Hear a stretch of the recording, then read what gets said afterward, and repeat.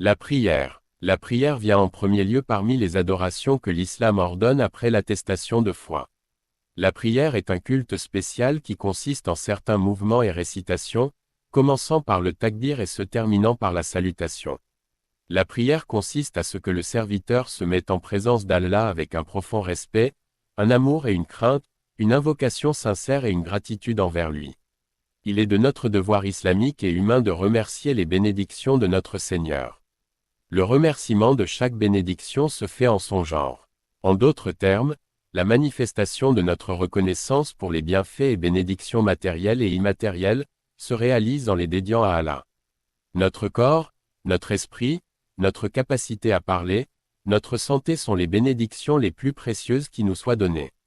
Justement, la prière est un culte corporel qui montre notre gratitude envers Allah pour tout cela. Le Coran nous raconte que tous les prophètes de l'histoire ont ordonné à leur communauté de prier. Bien sûr, la prière de chaque communauté a des caractéristiques différentes. La prière du musulman est comme le prophète l'a enseigné et démontré, il consiste à se retourner vers la Qibla 5 fois par jour. En se concentrant sur l'adoration, avec le mouvement conjoint du corps, de l'esprit et du cœur, la personne sent que la prière l'entoure dans tous ses aspects. Il se tient en présence d'Allah en position debout, ne s'incline que devant lui et exprime sa soumission à lui. En se prosternant, le point où on se sent le plus proche d'Allah, le pilier de l'islam, le système de protection contre le mal, l'expiation des péchés, et le culte le plus important qui sera pris en compte dans l'au-delà est la prière. Il est souvent mentionné dans le Coran que le trait distinctif des musulmans est de prier en étant concentrés, de façon correcte et sans la retarder.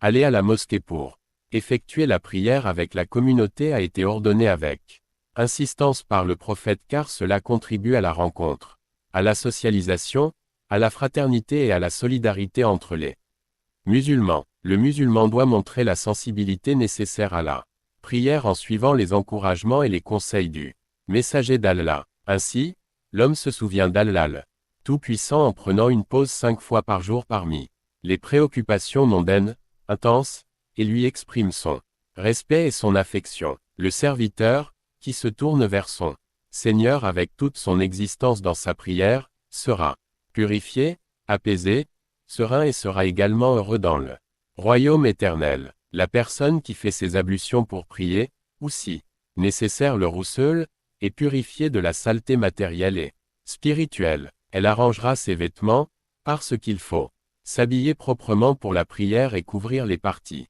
intimes. Puis il se tourne vers la Qibla et oriente en même temps son cœur vers son Seigneur. La Qibla est la Kaaba. La Kaaba est la maison d'Allah. Les musulmans du monde entier se tournent vers la même direction et se rencontrent dans un point béni et magnifique. La prière rituelle de 5 fois par jour est une obligation pour le musulman, c'est-à-dire qu'il est impossible de renoncer à ce qu'Allah a commandé. Les prières obligatoires, qui sont exécutées le matin, le midi, l'après-midi, le soir et la nuit, se composent de différentes rakats, à savoir de courtes parties. De plus, il y a des prières sunnah, que le prophète a pris l'habitude d'exécuter et prises pour exemple par les croyants et des prières surérogatoires, que l'on peut effectuer quand on le souhaite. La personne qui prie doit être d'abord conscient de la prière qu'il exécute en prononçant son intention, puis lève ses mains et prononce le takbir. En disant « Allahu Akbar », Allah est le plus grand, la prière commence avec la conscience que l'existence d'Allah et son unicité est le plus grand et qu'il n'est pas possible d'adorer un autre être que lui. La personne ne parle pas lors de sa prière.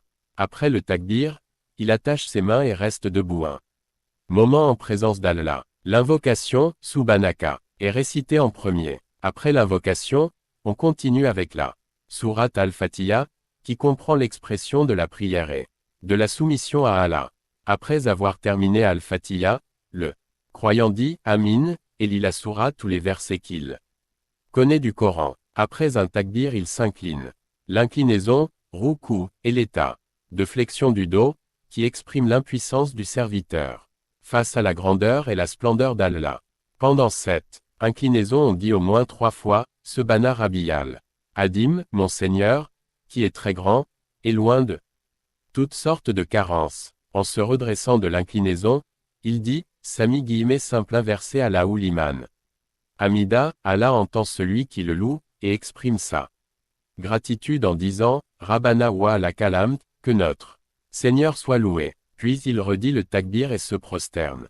La prosternation se fait en mettant les mains, le visage, les genoux et les pieds sur le sol et en mettant le visage contre terre avec le front et le nez sur le sol. La personne qui dit, Subhan Rabbi al-Allah, mon Seigneur, qui est le plus grand, est loin de toutes sortes de carences. Dans chaque prosternation, il y a 2 prosternations dans une rakat, attend un court instant entre les 2 prosternations. Chaque section de prière exécutée dans cet ordre est appelée rakat.